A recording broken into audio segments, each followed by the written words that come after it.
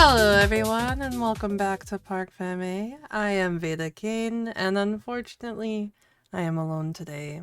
As we have stated in the past, and as you guys may have noticed from speaking to us if you know us personally, real life always is going to take priority. And unfortunately, we do have some real life things going on right now that make podcasting a little difficult for us. So Kika will not be here today, which is all super fine. We're not gonna be overloading you guys with too much information from the break time. More so just kind of looking at the things that have happened and kind of our predictions. I do in true Kika fashion, they are not extensive, but I do have Kika's predictions for the upcoming Miami race. Just to explain to you guys what we've been doing over the break, honestly, just kind of living life. We were going to try to watch shows and maybe talk about the Senna series that's on Netflix or talk about Drive to Survive if we could get it watched. But when our real lives kind of took a turn towards things that we needed to handle personally, we actually haven't done much at all over the break. I've been in school. Kika's been kind of handling her personal life with her business and everything. So we've been really chill. Hope you guys have too. Definitely have missed Formula One, or Formula Hybrid, I guess is what we could call it. But I'm excited to see what happens with all of the rule changes and I guess like the qualifying trick ban, which I'm not too sure if that will make much of a difference. To be completely honest with you, I've been a little bad at keeping up with the news, so I have the gist of everything that's happened, but we'll probably have to look more into it if anybody is curious as to the specifics. So starting with Suzuka, and a review. I know it was a while back, so maybe we could all use a review. Uh, Kimmy. Kimmy killed it. It was an amazing race for him. It was awesome to watch, and I'm really stoked that he had the opportunity to stand on that podium and celebrate and hear his anthem and hold that first place trophy up. It's great. And I wish that he had gotten the Grand Slam, and I think maybe he could have done it, but I'm just happy to see him win, to break a record, to really establish himself, because I've had a feeling for a while now that Kimmy was going to be probably like our next Max Verstappen, I suppose. I mean, I think that's why Mercedes picked him up, right? Is that he's shown so much promise just in his time in the lower formula stages. Um, but yeah, I was really excited to see. I know Kika was excited too because uh that's one of her children. um but yeah, we had Kimi Antonelli come in first place, followed by Oscar Piastri, and then Charles Leclerc. Um, this puts like it doesn't put too much of a dent into the leaderboard, but I did just see somewhere on social media that we actually have 16 people with points on the board right now. 16 out of 22 ain't a bad number. I'm really happy with the way the middle of the pack has been able to fight each other. I know it comes at the cost of this energy saving stuff that none of us technically vibe with, but the races have been entertaining. I mean, like, if you take a step back and you ignore the fact that the only way that they can overtake each other is by conserving energy, and it's a big game of who can charge battery faster, it is fun to watch.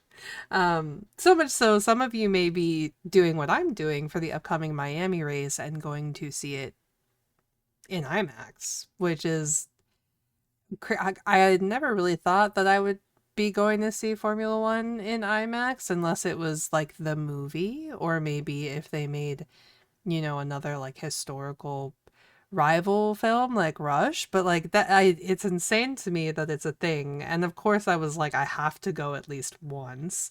So Miami is a race that I usually like watch first out of all of them. This is usually the point where I come into the season. So seeing it in IMAX I think will be fun. And if it's not, then we don't go to any of the other ones. I do think it's a little ridiculous that they're charging $30 for it, but I guess they gotta make their money too, and IMAX is like $20 a day anyways. So, um, what else happened in Suzuka? I'm trying to think of if I can even remember correctly. I feel like from lap 7 to 32, I just kind of blanked. But I do know that the Ollie crash, when it, I remember Oliver Bearman crashing, and I remember George Russell had just pit, and the radio came through, and he just said "unbelievable" and in such like George fashion. Um, but I think Oscar led for a little bit, right? That's why we weren't able to. If I'm remembering correctly, Oscar performed really, really well during Suzuka.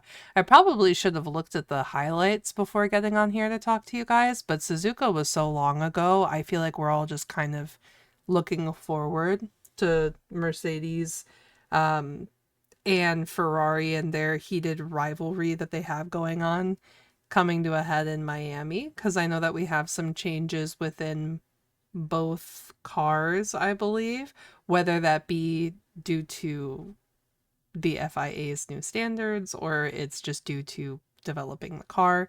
But I wonder what we'll see after the break. I haven't kept up too much in terms of what each individual team has been releasing about the upgrades they'll be making to the cars, if any, between Suzuka and now, or if they are trying anything out during the free practice, which I doubt because I believe Miami is a sprint race, which means they don't really have a lot of time to mess around in the practice sessions.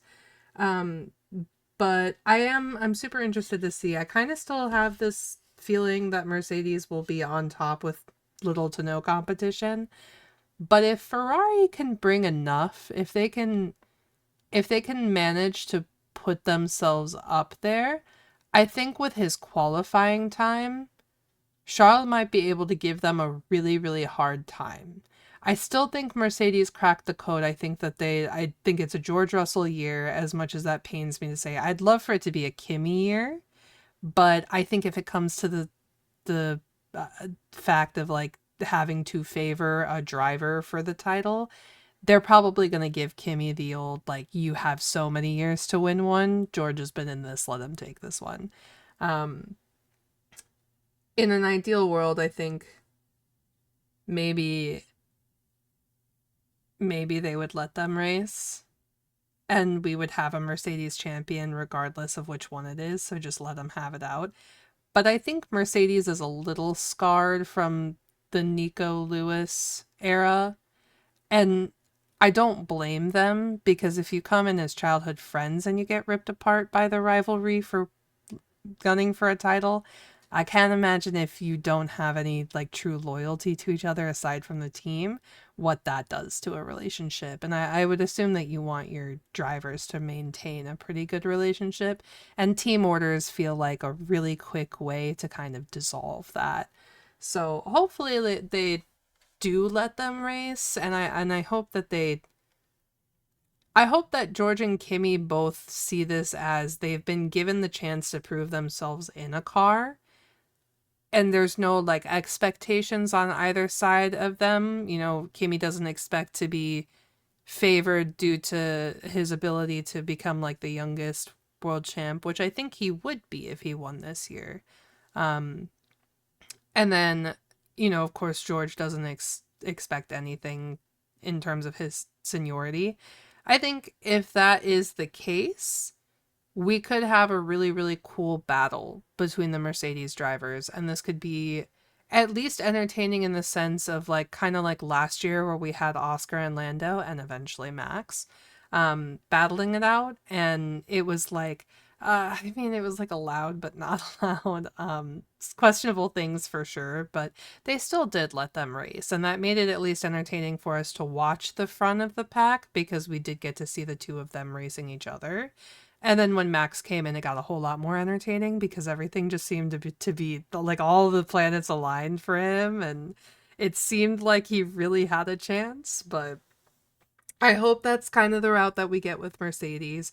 If it is not, I hope the middle of the pack stays as exciting as it is, because I've been enjoying watching every aspect of the race. Um, I kind of hope that Audi comes back with some good upgrades. I feel like Audi's been kind of pulling it a little strong. I'd like to see Williams get back into the groove. I'd love to see Alpine continue to kind of rise up. Aside from that, I will talk about the way that we watched Suzuka. So, as many people know, we have a Park Feme Discord. Um, it is, as of it stands right now, it is like a whole bunch of goofy, memey, like chronically online people watching Formula One together. And it makes it very, very fun. So sitting in that Discord, it was like a whole bunch of millennials and zillennials and whatever, and it makes for the greatest commentary, because anytime a radio message comes up or anytime like somebody is shown it, we were just clowning on them, and it's like it's just such a fun experience to watch it with people. So I'm really, really excited to continue that this season, to be able to sit down and watch it with a big group of people in Discord and just like laugh and have a good time, especially during the, like those middle laps where it feels like, you have like a 20-25 lap span where there's just nothing happening. There's just like absolutely nothing going on, and you just need something to fill the space. Um, so I'm really hoping that that continues to be fun. I believe if I look at my notes here, yes. Okay. So I know one of the records that Kimmy is holding right now is the youngest championship leader. Um, I'm hoping to see that continue. I really would like to see Kimmy win. I feel like it would be such a good reward to the season that has driven so much of us insane because of all of these car changes and the new regulations and everything like that. So, um, proud of Kimmy. I still think that's crazy. I'm pretty sure he finished, if I remember correctly, I think he finished like 10 to 15 seconds in front of everyone else too, which is insane to me. Um, I feel like we had another good Ferrari tussle, but I can't. It might be blending together with previous races. I'm not entirely sure. And then over the break, we had a whole lot happen. So that's what I really want to get into, because I kept bullet points, and we'll see how much of this I actually remember thanks to the bullet points. Um, but I know that there obviously we have the qualifying trick that Mercedes and Red Bull have been quote unquote using, where I don't quite understand what they mean, but it's like instead of having to regulate their their energy or their charging or whatever, they switch the engine to a mode that essentially turns off their battery. So when they come into the pit, it is where it should be. And so it's a little bit of like a tricky like loophole that is now banned. So I'm wondering what that means for them, because I'm assuming it's supposed to affect their times. Like we should see slower times from Red Bull and Mercedes. For Red Bull, that doesn't matter much, but for Mercedes, that's the difference between them being on the front row of the grid and maybe Ferrari or McLaren being on the front row. Um, so that'll be interesting to see with the qualifying in Miami, or truthfully, even just the practice sessions. Um, just seeing the difference in, I guess, their lap times that they're setting. But especially in qualifying, it'll be interesting. I think that's going to give Charles his chance to be Charles Leclerc about it and set that like crazy qualifying time, because even in a shit box, that guy can somehow get pole position. He, I, I don't know what it is. His flying laps are just magical, I guess. Where it can't over the course of a race can maybe do it, but sometimes driver error, sometimes mechanical error with the car. But like qualifying is so consistent for him. It baffles me every time. Next up, I know I just heard about GP moving to McLaren after 2027. I know a lot of people have maybe seen this as kind of like a sign that Max will be moving to McLaren. But I think if Max is going to continue. I think if Max is going to continue in Formula One, which is looking a little shoddy right now for me, I kind of feel like he might go to more of the endurance racing stuff once his contract is up, if not before. But I think if he's going to stay, I feel like he would either stay with Red Bull because that's been. Think about it this way. Max is practically calling shots in Red Bull right now. Not to the extent of somebody like who actually has stake in the company or a stake in the team, but him and his father do kind of call shots there. And if he moves somewhere else, it's not a guarantee that he's going to have that same ability. So I don't know if I see him leaving Red Bull if he stays in the sport. If he is going to go anywhere, I feel like he would go to Mercedes. I mean, let's be honest, that's pretty much like, I think memes aside of Toto wanting him to replace one of the drivers, I think that Toto and Max just have a lot of respect for each other because they're both kind of like, I guess, realists. I think they're both very forward, very real about everything. And I think that if he was going to go anywhere else, it would probably be with Toto at Mercedes. And I don't know who he would be replacing. I mean, honestly, throw Kimi on Red Bull, that would be crazy. But I think Mercedes is solid as is. So I think Max would probably stay with Red Bull, or like I said, we might see him head out, go do some other motorsports, because I'm sure he's itching to get into a sport where it's not turning into hybrid energy efficiency, recharging, all of this stuff. The Kaiser is also something that's happening. Michael Schumacher film, I believe, which I'm very, very excited for because I loved the Senna series on Netflix. I'm actually about to take one of my buddies through that series. I think it was super well done. And I think that Formula One stories to me are like, I mean, they're like any other sports story, right? But relative to my time on this earth, Formula One is practically new to me. So Formula One stories, like ever since I got into it, you know, 5 or so years ago, like really got into it. I think I've seen Rush, so obviously Formula One. Trying to remember, I feel like there's another Formula One themed movie that I've seen, but I could be wrong.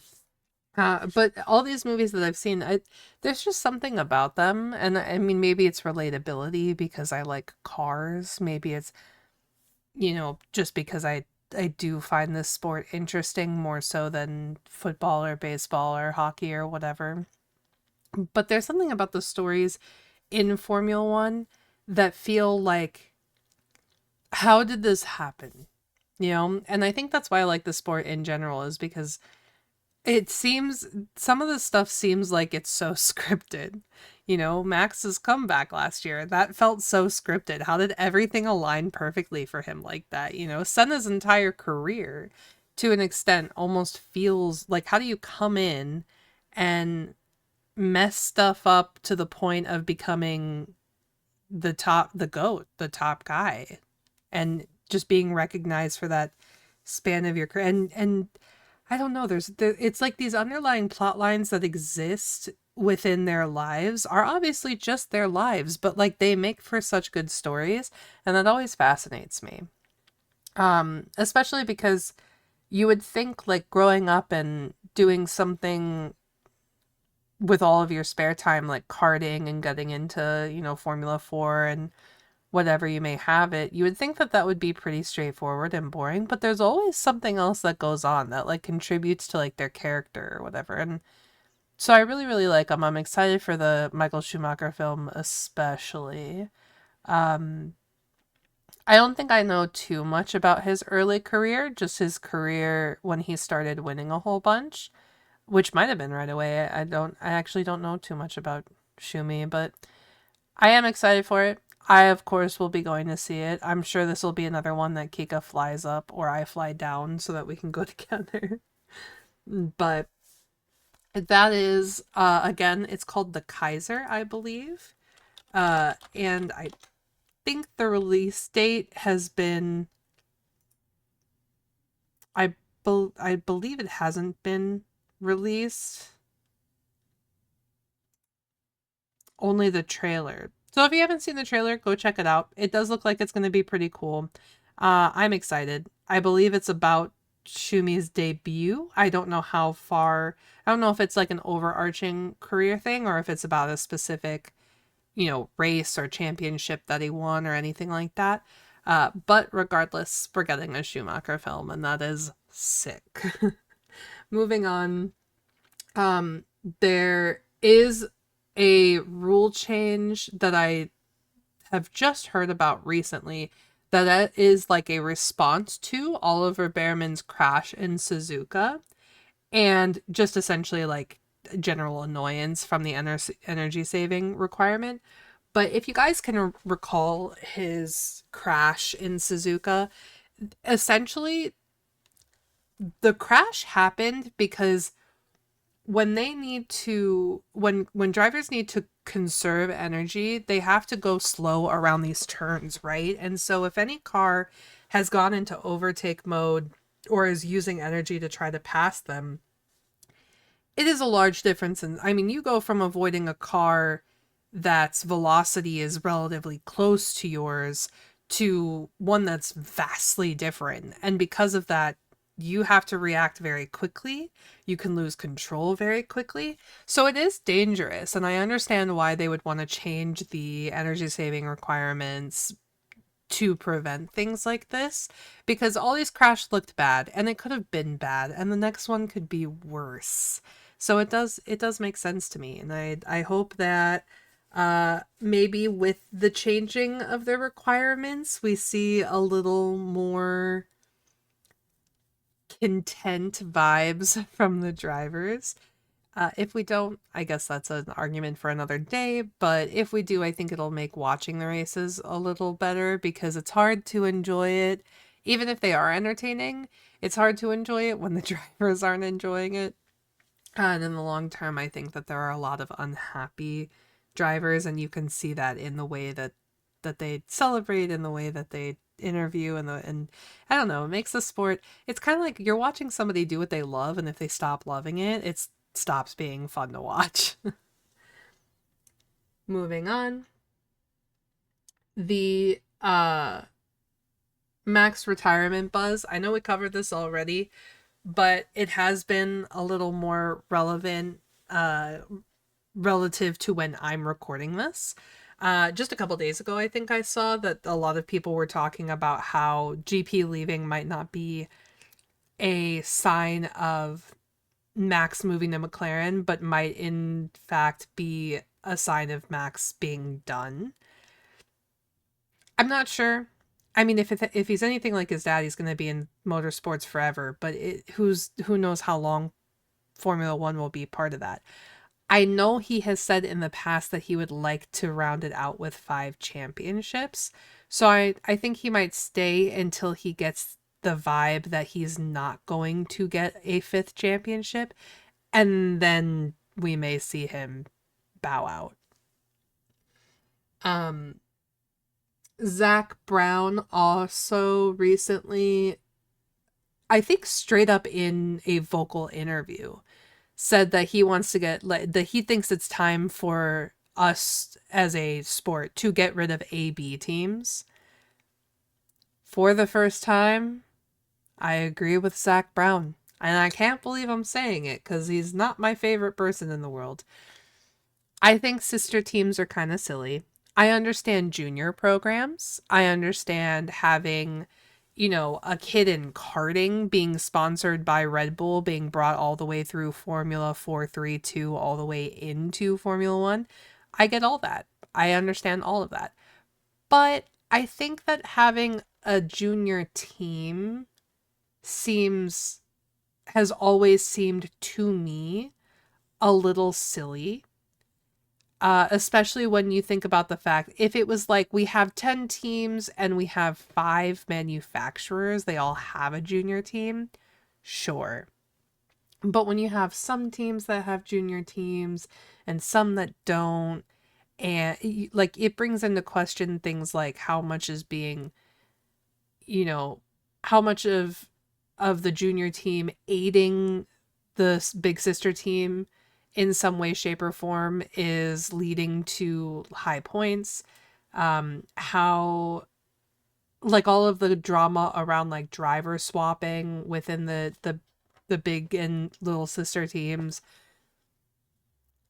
I don't care one way or another, to be honest, but it has always, for some reason, felt a little silly to me just to have some teams with a essentially stake in two teams and then some teams in with stake in only one.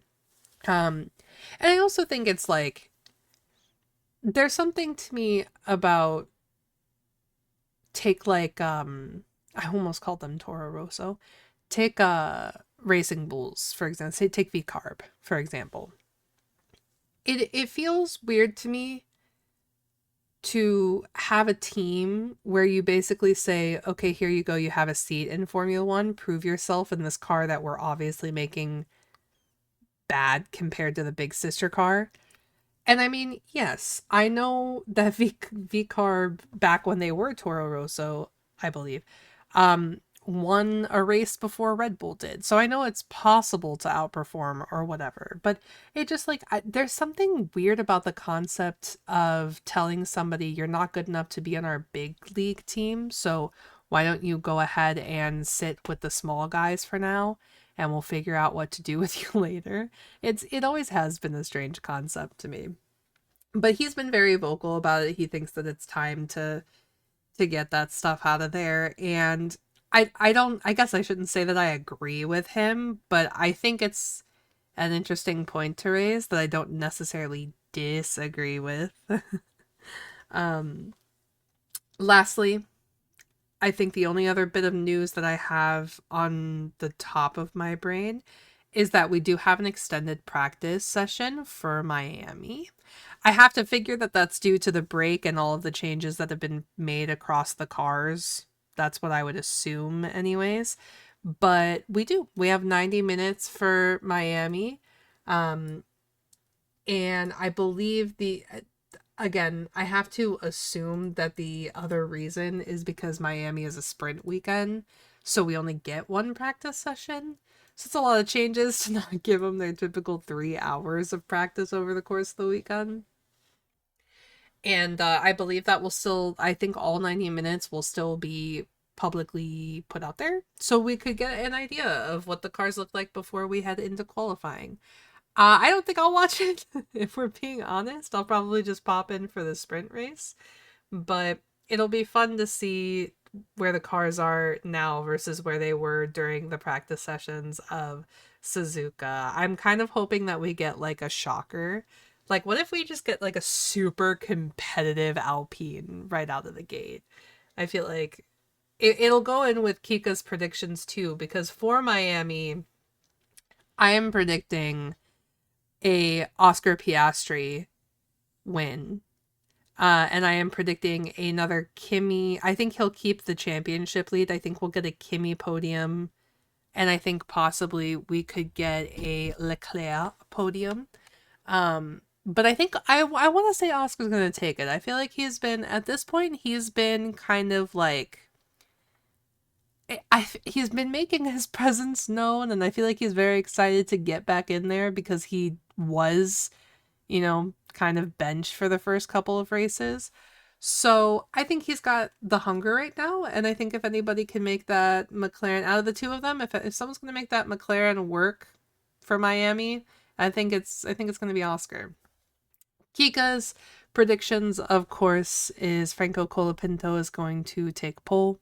He's going to have the fastest lap. Franco Colapinto is going to be on the podium because Franco Colapinto is going to take the race. I don't think that should shock anybody. She has been on this kick of making sure that Franco is well loved. And honestly, with the way his merch sells out, it seems like he is very well loved. So she's not the only one. The upcoming race is a street circuit race.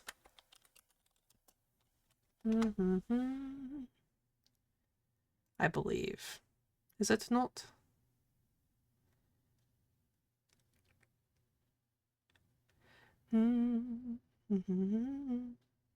I think it is. I do. I don't have the. I actually didn't write down whether or not it was a street circuit, but I know they compare it to Albert Park, and I believe it is. I've actually never really paid much attention to whether or not this is like there's like a hard rock there, but the more I thought about it and like a pool and everything, but I was like, yeah, but even if it was like an official circuit, it would be very Miami of them to like put a pool in there and put a Hard Rock Cafe and everything, because they call it the Miami International Autodrome. But I think it is a street circuit, and it has been holding the Miami Grand Prix since 2022. It has 19 corners, 3 pretty long straights, and speeds up to 350 kilometers, which is about 220 miles per hour here. It's 3.36 miles, 5.41 kilometers. People see it as a pretty high-speed technical challenge, but it has a very festive atmosphere. This this race is a party. It'll be 57 laps, which in total is about 308 kilometers. And I don't think that there's very much history to this. It has like a fake marina, um, and a very like I guess like technical, like twisty section of it, kind of near the. It's got a very very long straight, and then it gets into like a little bit of like some curviness, and then it's got a pretty long straight. And then so there's a back long and front straight. And then it gets into that kind of like there's a like a I don't know if it's a hairpin or a carousel, but I think it's like a hairpin into like a little bit of like a curvy part. And so I mean like it is a little technical, but I don't think I would call it the craziest thing in the world. I know that this is like the like I wouldn't even call it the Monaco equivalent of the US, because honestly I kind of think that's Vegas. But I think there are a lot of celebrities that go to Miami. I know it is like a very like hyped up race in the calendar. I never really pay much attention to all of that. I know obviously Monaco is like the big one, but I feel like when they make their way out to the States, I feel like Miami is probably the one where most people attend, right? Because it's like super tropical. I mean, I know Vegas is closer to LA, so maybe it is Vegas, but I feel like Miami is like super tropical. It's a big party. It's probably where your DJs are going. Um, I'm sure Pitbull has been to an F1 race, right? It feels like Pitbull being there to me kind of seems like a given. I don't know why, but it does. And then the fun fact that I have about it is it was built in just 1 year. It like the from concept to like essentially execution when it was time, it was built in a single year. It's very cool.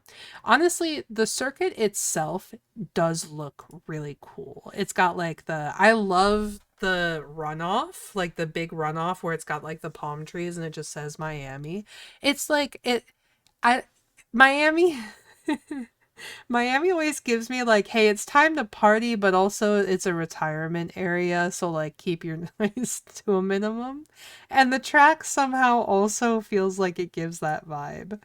Um, but yeah, I feel like the the overall vibe of Miami is pretty high energy. I feel like they always do some stupid PR stuff before, like the like a parade or whatever. I know they did like the Lego cars, which was so fun.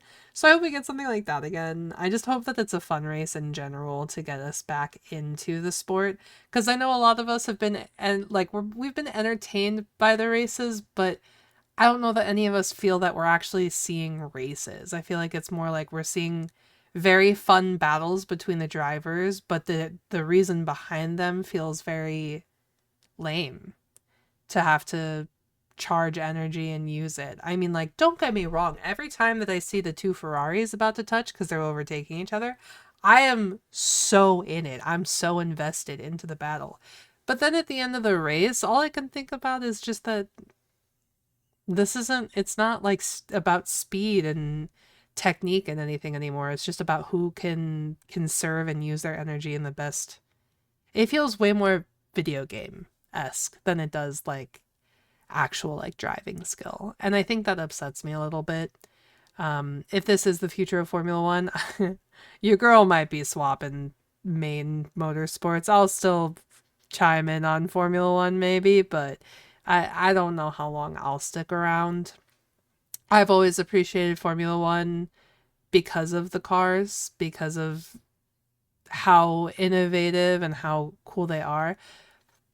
The hybrid era is the era that I came in on, and I already thought that it was a little. I mean, I feel like if we're racing cars, we should be racing cars. It has always felt like that to me. It probably will continue to feel like that to me, and I think that we already have a net neutral zero carbon version because we have Formula E.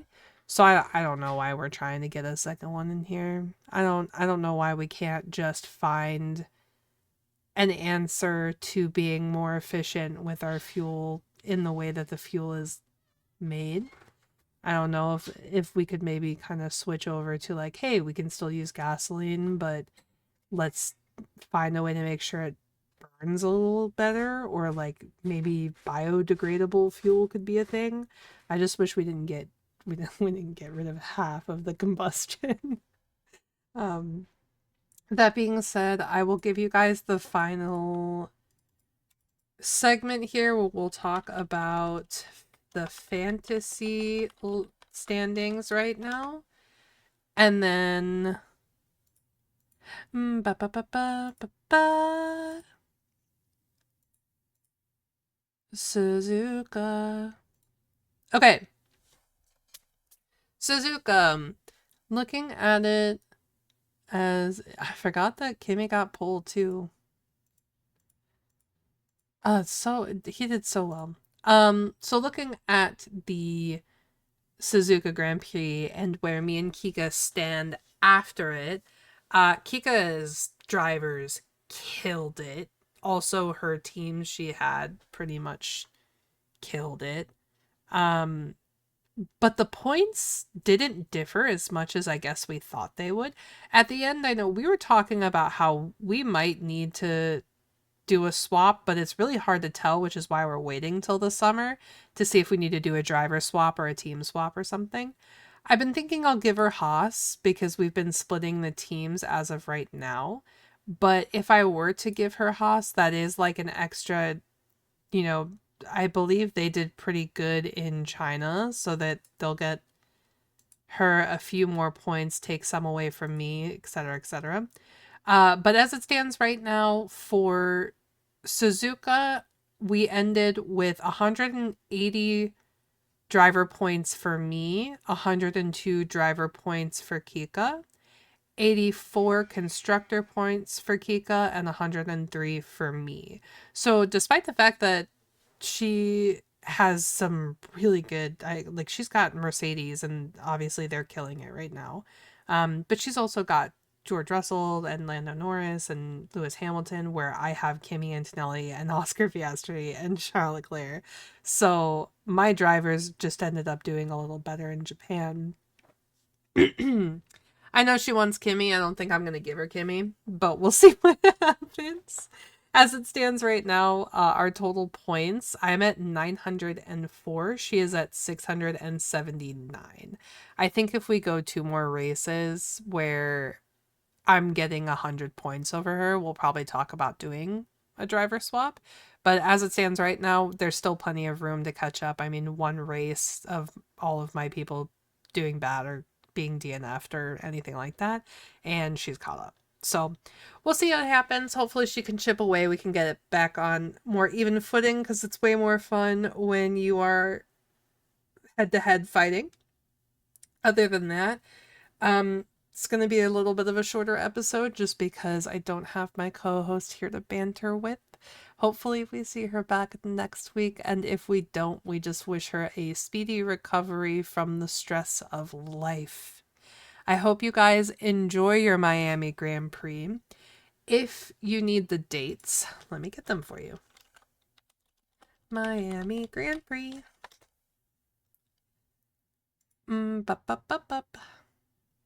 Okay.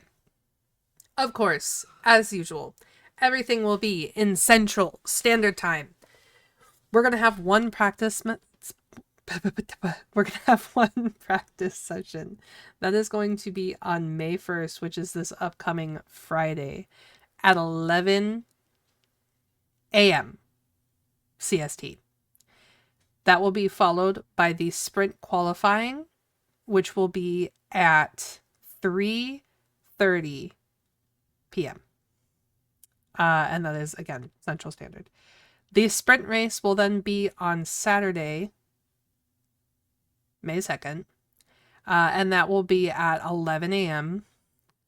The qualifying will then follow that at 3 p.m., and then the race will be the following day, May 3rd, the Sunday, at 3 p.m. I will be seeing it in IMAX, but again, if you are interested in jumping into the Discord and watching it with everybody in there, it is always a blast. I know somebody has mentioned that they may be in there streaming it. I'm not sure that Kiko will be there. I don't think that I will be there. However, if somebody is streaming it and you want to jump in and you want to have a good time talking and joking around and maybe teaching someone a couple things, because we have some newbies, then by all means, jump in, enjoy it, wherever you are. I hope it is everything that we are hoping for. I hope that you predict something and it goes your way. If you're in fantasy leagues, I hope your fantasy league does great. But overall, enjoy your weekend, and I'll see you next time. Goodbye!